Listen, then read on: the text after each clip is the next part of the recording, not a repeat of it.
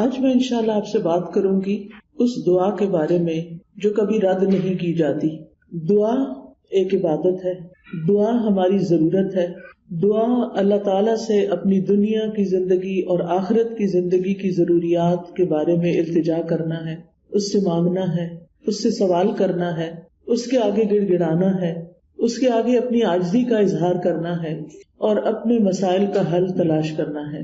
ہم سب جانتے ہیں کہ اس دنیا میں ہم آزمانے کے لیے بھیجے گئے ہیں، ہم سب پر آزمائشیں آتی ہیں، ہم سب کے امتحان ہوتے ہیں۔ کوئی بیمار ہو جاتا ہے، کوئی بچوں کی طرف سے پریشان ہوتا ہے، کوئی بچوں کی شادی کے مسئلے میں پریشان ہوتا ہے، کچھ انہونی قسم کی بیماریوں کا شکار ہوتا ہے، کوئی ذہنی مسائل کا شکار ہوتا ہے، کوئی مالی مسائل کا شکار ہوتا ہے، کوئی دنیا کے حالات کے بارے میں پریشان ہوتا ہے، اور یہ ہم سب ایکسپیرینس کر رہے ہیں۔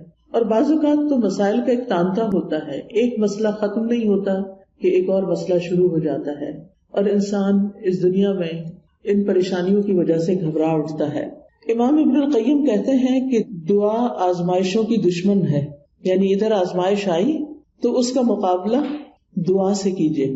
وہ کہتے ہیں کہ دعا مفید ترین علاجوں میں سے ایک علاج ہے، یہ آزمائشوں کی دشمن ہے، یہ مصیبتوں کو دور دھکیلتی ہے، ان کے ساتھ گتھم گتھا ہوتی ہے، ان کے واقع ہونے کو روکتی ہے اور مصیبتوں کو ختم کرتی ہے، یا مصیبت واقع ہو جائے تو اس کو کم کرتی ہے۔ دعا مومن کا ہتھیار ہے، مفید ترین دوا ہے۔ لہذا آج ہم بات کریں گے کہ ہم کس طرح دعا کریں کہ ہماری دعا قبول ہو اور ہم ان مسائل سے جو زندگی میں نبرد آزما ہیں، نبٹ رہے ہیں، ان کو ختم کرنے میں ہماری مدد کرے۔ تو بات یہ ہے کہ ہم سب جانتے ہیں کہ ہمیں اللہ تعالیٰ نے ہی پیدا کیا ہے اور اسی کی طرف ہمیں پلٹ کر جانا ہے، اور اسی کے ہاتھ میں ہر مشکل کا حل ہے۔ وہ ہر چیز پر قادر ہے، وہ سب سے بڑا ہے۔ اس کو دینے کے لیے، اسے کوئی مشکل حل کرنے کے لیے کسی سے پوچھنا نہیں پڑتا، کسی کی مدد لینی نہیں پڑتی۔ لہذا جب سب کچھ اسی کے اختیار میں ہے، لہو ملک السماوات والارض، آسمانوں اور زمین کی ملکیت، کنٹرول سارے کا سارا اسی کے ہاتھ میں ہے۔ لہذا جب کوئی مشکل آئے تو ہمیں اسی کی طرف رجوع کرنا چاہیے۔ علماء نے عبادت کی جو قسم دعا سے متعلق بتائی ہے وہ دو طرح کی دعا ہوتی ہے، ایک دعا العبادہ اور ایک دعا المسئلہ۔ یعنی ہماری جتنی بھی عبادتیں ہیں، نماز، روزہ، حج، زکوٰۃ، جتنے بھی اعمال ہیں، ان سب کو بھی دعا کہا جاتا ہے، کیونکہ یہ بھی دراصل ہم اللہ سبحانہ تعالیٰ کے حضور جب حاضر ہوتے ہیں، مثلا نماز میں، تو آپ دیکھیے کہ ہم سینے پہ ہاتھ باندھ کے بھی دعا کرتے ہیں۔ ہم سمع اللہ لمن حمدہ کے بعد ربنا ولک الحمد حمدا کثیرا طیبا مبارکا فیہ اللہم لا مانع لما اعطیت ولا معطی لما منعت، حمد کے بعد آخر میں پھر دعا کرتے ہیں۔ رکوع میں بھی دعائیں ہوتی ہیں، سجدے میں بھی دعائیں۔ حدیث میں آتا ہے کہ سجدے میں انسان سب سے زیادہ اللہ تعالیٰ کے قریب ہوتا ہے، تو وہاں بھی ہم دعا کرتے ہیں۔ پھر التحیات بھی دعاؤں کے ساتھ، درود شریف بھی دعا ہے، بلکہ ساری دعاؤں کا خلاصہ ہے۔ اور اسی طرح قبولیت کا بہترین وقت درود شریف کے بعد نماز کے اندر دعا کرنا ہے، جہاں ہم رب اجعلنی اور دیگر دعائیں پڑھتے ہیں۔ پھر اسی طرح روزے کی حالت میں دعا قبول ہوتی ہے، افطار کے وقت دعا قبول ہوتی ہے۔ پھر ہم حج پہ جاتے ہیں تو ہر مقام پہ دعائیں قبول ہوتی ہیں۔ تو گویا ہماری عبادات بھی دراصل دعاؤں کا ہی مجموعہ ہے، اور وہ بھی دعاؤں کی قبولیت کا ذریعہ ہے۔ یعنی جب ہمیں کچھ چاہیے ہوتا ہے تو ہم اللہ تعالیٰ کی طرف رجوع کرتے ہیں۔ نبی صلی اللہ علیہ وسلم کا طریقہ کیا تھا کہ جب انہیں کوئی مشکل پیش آتی تو وہ کیا کرتے؟ نماز کے لیے کھڑے ہو جاتے اور نماز میں پھر دعا کرتے، اللہ تعالیٰ سے مدد مانگتے۔ قرآن مجید میں آتا ہے وَاسْتَعِینُوا بِالصَّبْرِ وَالصَّلَاةِ، مدد طلب کرو، مدد مانگو صبر اور نماز کے ساتھ۔ لہٰذا یہ دعا العبادت ہے، اس کا فائدہ انسان کو دنیا میں بھی ہوتا ہے اور آخرت میں بھی ہوتا ہے۔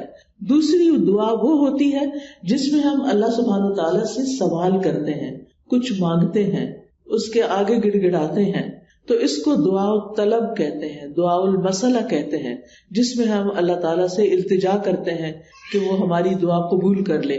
اس کے بارے میں اللہ تعالیٰ فرماتے ہیں وَقَالَ رَبُّكُمُ ادْعُونِي أَسْتَجِبْ لَكُمْ، تمہارے رب نے کہا کہ مجھ کو پکارو، مجھ سے مانگو، میں تمہاری دعا قبول کروں گا۔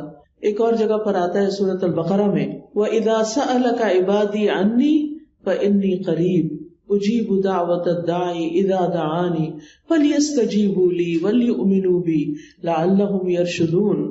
اور تمہارے رب نے فرمایا کہ مجھ سے دعا کرو، میں تمہاری دعا قبول کروں گا، اور جب میرے بندے آپ سے میرے بارے میں سوال کریں تو بے شک میں قریب ہی ہوں، میں پکارنے والے کی پکار کا جواب دیتا ہوں جب بھی وہ مجھے پکارتا ہے۔ تو گویا اللہ سبحانہ تعالیٰ بندے کے بہت قریب ہے۔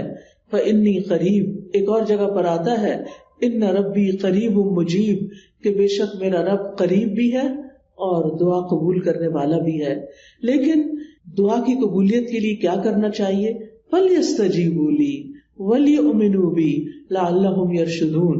ان کو چاہیے کہ وہ میری بات بھی قبول کریں، یعنی اگر وہ یہ چاہتے ہیں کہ ان کی دعا قبول ہو، ان کی بات قبول ہو، تو پھر وہ کیا کریں؟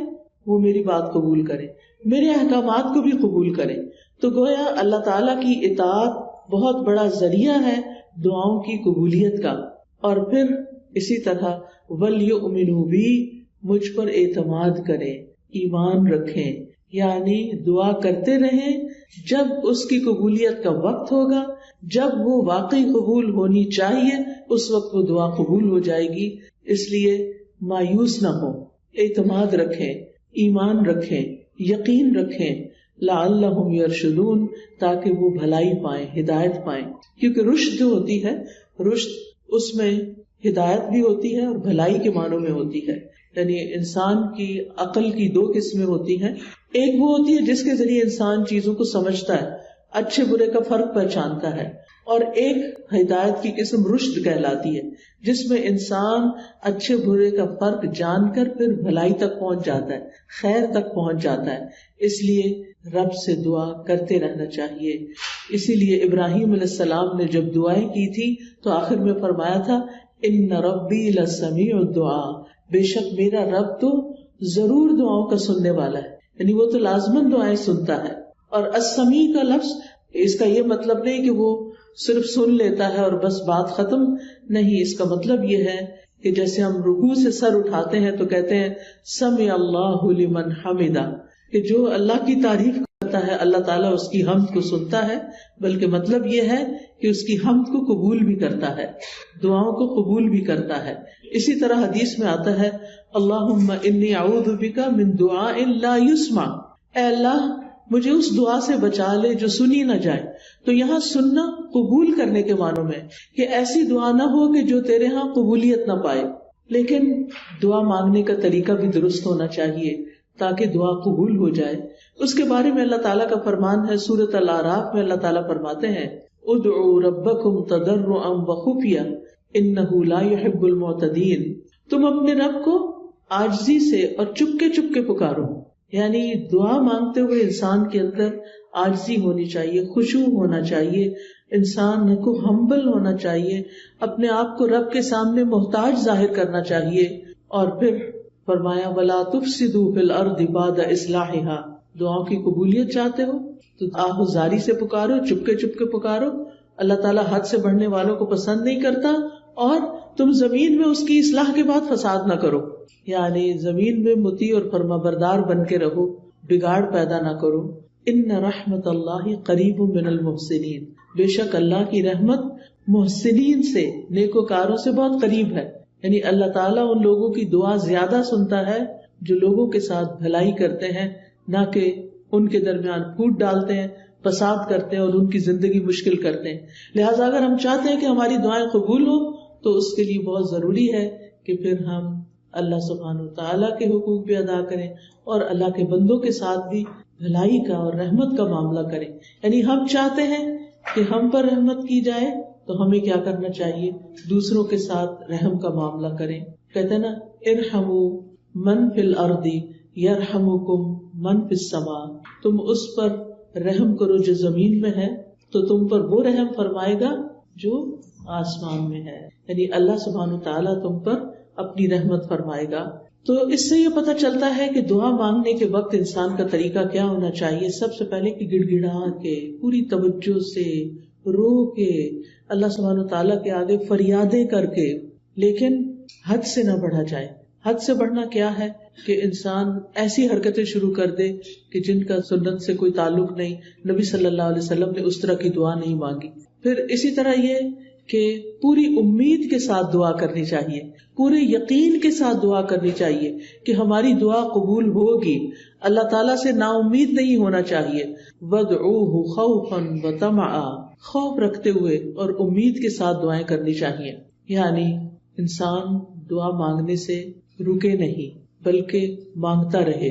دیکھا جائے تو اللہ تعالیٰ کو تو انسان کی دعا کی ضرورت نہیں کہ بندہ اس سے ضرور مانگے. یہ تو انسان کے اپنے فائدے میں ہے کہ انسان اللہ سے مانگتا رہے. یہ جو اللہ تعالیٰ ہمیں حکم دے رہے ہیں کہ دعا مانگتے رہو, تو آپ دیکھیے کہ اس میں ترغیب دی جا رہی ہے. اس کو ضرورت نہیں ہے, ہمیں ضرورت ہے, ہم محتاج ہیں. سورۃ فاطر میں اللہ تعالیٰ فرماتے ہیں یا ایھا الناس انتم الفقراء الی اللہ واللہ هو الغنی الحمید. اے لوگو تم سب اللہ کے محتاج ہو اور اللہ بے نیاز ہے, تعریف والا ہے. یعنی محتاج ہم ہیں, ضرورت ہماری ہے اور اللہ بے نیاز ہے, اس کو ضرورت نہیں ہے, اس کو کسی کی محتاجی نہیں ہے کہ کوئی دعا کرے گا تو اس کی شان بلند ہوگی. وہ تو پہلے سے ہی بلند شان کا مالک ہے. ایک حدیث قدسی میں آتا ہے اللہ تعالیٰ فرماتے ہیں اے میرے بندو تم کبھی مجھے نقصان پہنچانے کی طاقت نہیں رکھو گے, یعنی میرا کچھ نہیں بگاڑ سکتے کہ مجھے نقصان پہنچا سکو, نہ کبھی مجھے فائدہ پہنچانے کے قابل ہوگے کہ مجھے فائدہ پہنچا سکو. نہ ہم اللہ تعالیٰ کا نقصان کر سکتے ہیں اور نہ ہی اس کو فائدہ دے سکتے ہیں. اسی لیے ایک اور حدیث میں آتا ہے اے میرے بندو اگر تمہارے پہلے والے اور تمہارے بعد والے اور تمہارے انسان اور تمہارے جن سب مل کر تم میں سے ایک انتہائی متقی انسان کے دل کی طرح ہو جائیں تو اس سے میری بادشاہت میں کوئی اضافہ نہیں ہوگا. یعنی اگر ہم سب کے سب بہت نیک بھی بن جائیں تو اللہ تعالیٰ کو تب بھی کوئی فائدہ نہیں. ہم اپنا سارا مال بھی خرچ کر دیں تو اللہ تعالیٰ کا کچھ بھی فائدہ نہیں, اس کا ریٹرن خود ہم ہی کو ملنے والا ہے. تو بات یہ ہے کہ دعا انسان ہی کو فائدہ دیتی ہے, لہذا دعا مانگتے رہنا چاہیے کیونکہ دعا ایک عبادت ہے. ہم اپنی زندگی میں جتنی بھی دعائیں کریں گے اتنی زیادہ اللہ تعالیٰ کی محبت پائیں گے, کیونکہ نبی صلی اللہ علیہ وسلم نے فرمایا لیس شیء اکرم علی اللہ من الدعاء, اللہ کے ہاں دعا سے بڑھ کر کوئی چیز عزت والی نہیں. یعنی ہم بندوں سے مانگتے ہیں تو وہ کیا ہوتا ہے, ذلت ہوتی ہے, لیکن جب ہم اللہ سے مانگتے ہیں تو اللہ تعالیٰ کے ہاں درجات بلند ہوتے چلے جاتے, عزت بڑھتی چلی جاتی ہے. دعا کرنے والے سے اللہ تعالیٰ محبت کرتا ہے اور جو دعا نہیں کرتا اس سے کیا ہوتا ہے پتہ نا آپ کو, اللہ تعالیٰ اس سے ناراض ہوتا ہے. جو دعا نہیں کرتا, جو اللہ سے نہیں مانگتا, جو اللہ کے سامنے اپنی حاجت نہیں رکھتا, اللہ تعالیٰ اس سے ناراض ہوتا ہے. لہٰذا دعا کرنے والے اللہ کے محبوب ہیں اور نہ مانگنے والوں سے اللہ تعالیٰ ناراض ہوتا ہے. دعا نہ کرنا تکبر کی علامت ہے. بعض لوگوں کو کہا جاتا ہے نا دعا کرو, تو بہت کر لی کوئی فائدہ نہیں ہوا, یا کہتے ہیں اس کو تو پتہ ہی ہے ہمیں کیا چاہیے, ہمیں کیا ضرورت ہے کہ ہم اس سے مانگیں. نہیں, ہمیں ضرورت ہے اس سے مانگنے کی, اور جب تک ہم مانگتے رہیں گے ہماری نیکیوں میں اضافہ ہوتا رہے گا اور ایک وقت آئے گا کہ قبول بھی ہو جائے گی. قیامت کے دن یعنی ہر دعا قبول ہوتی ہے. کچھ دعائیں دنیا میں اسی وقت دیر اینڈ دین قبول ہو جاتی, کچھ دعاؤں کے بدلے میں اللہ تعالیٰ ہماری کچھ اور خیر بھلائی کر دیتا ہے جو ہم خود مانگ نہیں رہے ہوتے.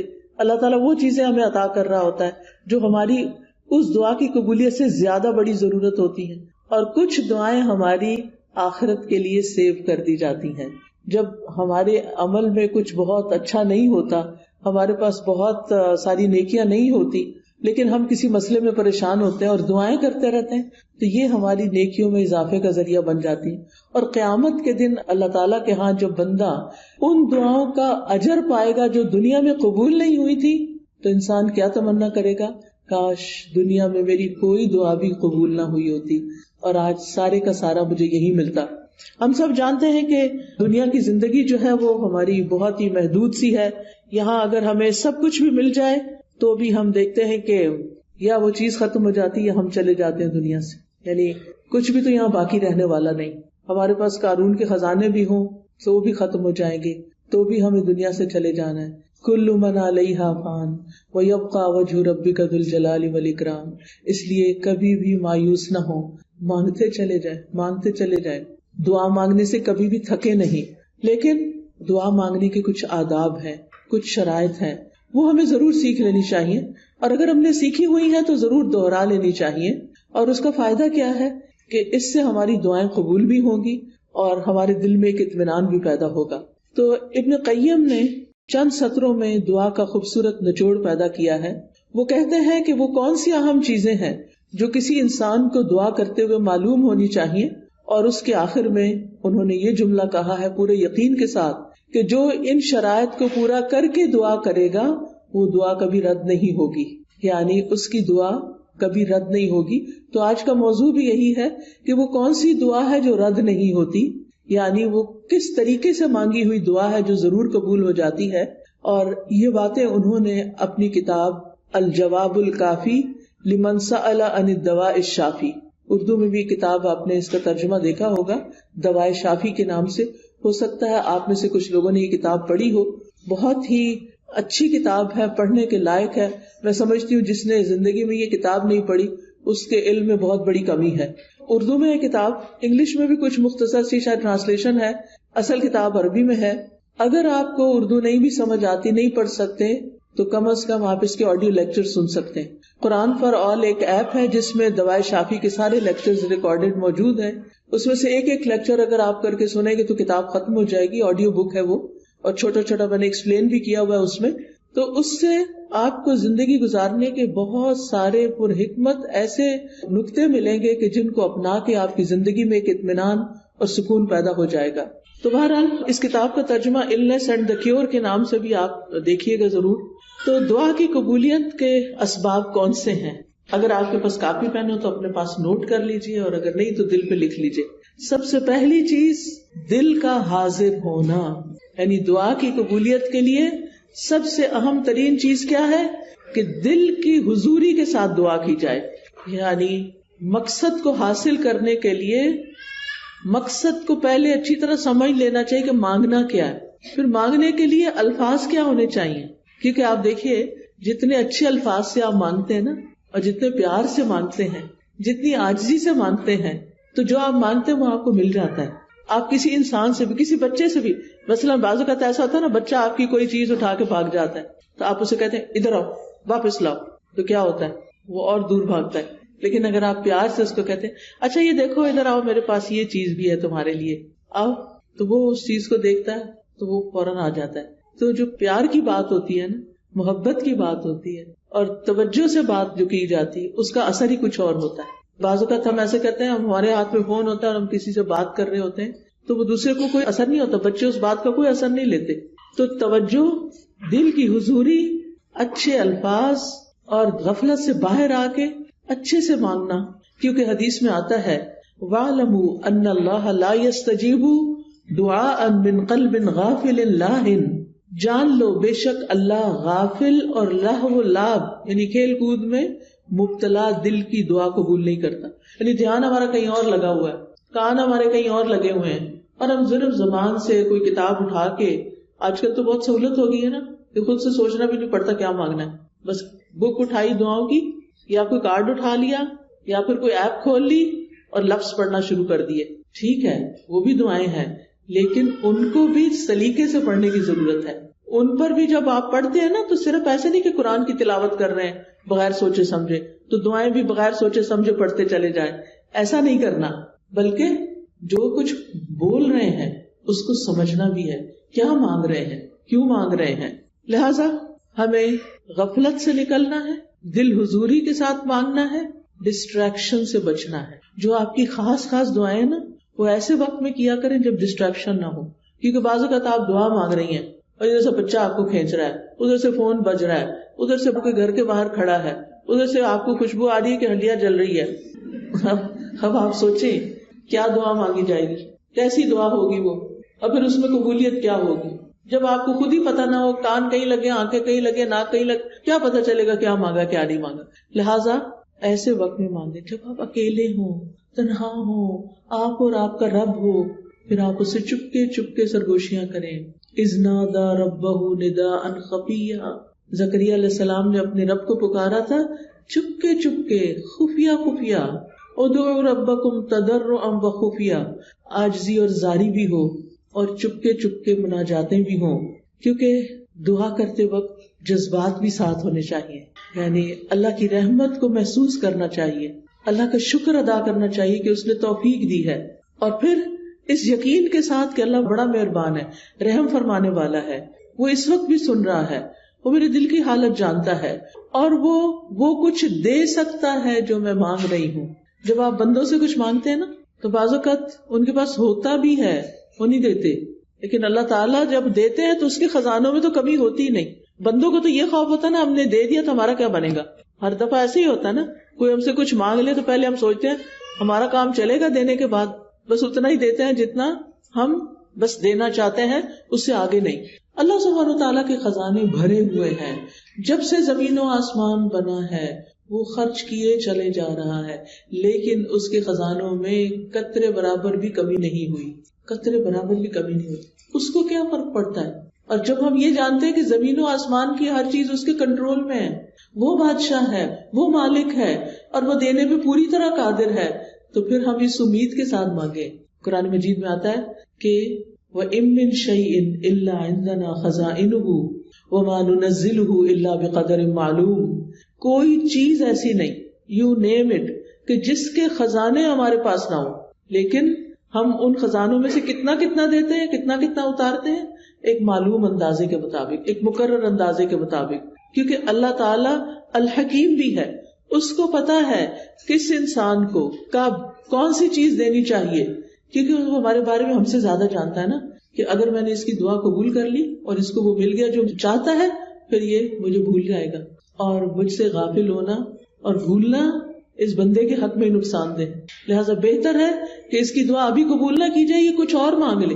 یعنی بعض لوگوں کی دعا صرف اس لیے قبول نہیں کی جاتی کہ ان کا رونا اللہ کو پسند ہوتا ہے، ان کا مانگتے رہنا اللہ کو پسند ہوتا ہے، کیونکہ جب ہم دکھی ہوتے ہیں، تکلیف میں ہوتے ہیں، پریشان ہوتے ہیں، تو پھر ہم اللہ کی طرف رجوع کرتے ہیں، اور جب ہماری ضروریات پوری ہو جاتی ہیں تو پھر ہم کیا کرتے ہیں، پھر تو ہم نماز پڑھنا بھی بھول جاتے ہیں، پھر ہم صدقہ خیرات دینا بھی بھول جاتے ہیں۔ لہٰذا اللہ سبحانہ تعالیٰ ہمیں کسی نہ کسی مشکل میں ڈالے رکھتا ہمارے فائدے کے لیے، ہماری بھلائی کے لیے، تاکہ ہم اللہ تعالیٰ کی طرف رجوع کرتے رہیں۔ نبی صلی اللہ علیہ وسلم نے فرمایا ادعوا اللہ وانتم موقنون بالاجابہ، تم اللہ سے مانگو اس یقین کے ساتھ کہ تمہاری دعا ضرور قبول کی جائے گی، پورا یقین ہو۔ لہٰذا جب آپ کو یقین آئے گا نا تو غفلت بھی دور ہو جائے گی، دعا میں دل حاضر رہے گا، اور آپ اس طرح دعا کی قبولیت کی پہلی شرط پوری کر دیں گے۔ دوسری چیز جو ہے وہ ڈسٹریکشن ہے۔ ڈسٹریکشن کا مطلب یہ ہے کہ انسان کبھی کہیں دیکھے، کبھی کہیں دیکھے، کبھی کچھ سوچے، کبھی کچھ سوچے، اور جو مانگ رہا ہے اس کی خبر نہ ہو اس کو۔ تو ہمیں سمجھ کر دعا کرنی، سمجھ کر، یعنی یہ دوسرا اہم نقطہ ہے، حاضر دل کے ساتھ اور سمجھ کر، کیونکہ اگر پتہ ہی نہیں مانگ کے آ رہے ہیں تو پھر کیا فائدہ۔